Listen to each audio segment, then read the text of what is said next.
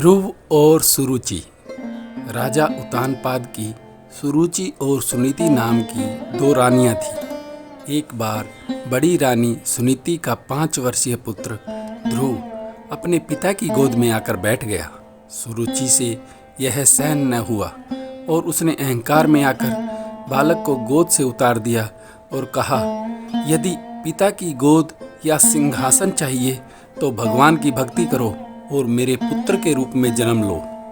इस अपमान से नाराज होकर ध्रुव सीधे अपनी माता के पास पहुंचा। सुनीति ने पुत्र ध्रुव को प्यार से समझाते हुए कहा, माता ने बिल्कुल सही कहा है।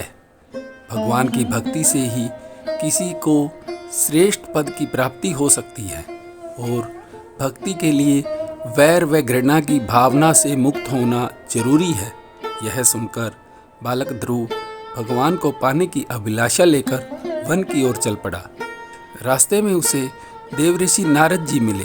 नारद जी ने पहले तो उसे समझाकर घर लौटने के लिए कहा, किंतु जब वह न माना तो उसे भक्ति व तपस्या के लिए मथुरा क्षेत्र में तपस्या करने की बात कह दी।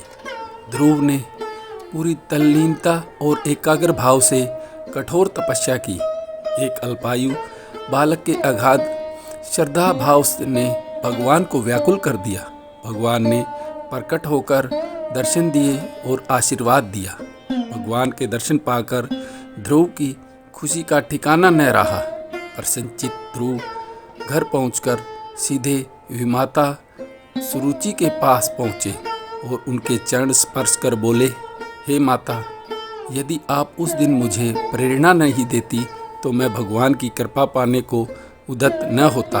सुरुचि उसकी विनम्रता देखकर हैरान रह गई। उसने भक्त ध्रुव को अपनी गोद में बैठा लिया और असीम मात्र प्रेम दिया।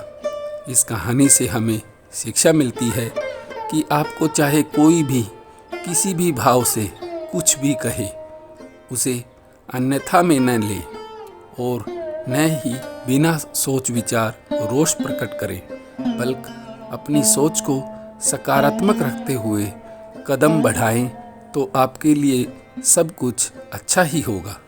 यदि आपको हमारी ये कहानी अच्छी लगी तो इसे लाइक, शेयर और हमारे चैनल जुबानी कहानी को सब्सक्राइब ज़रूर करें।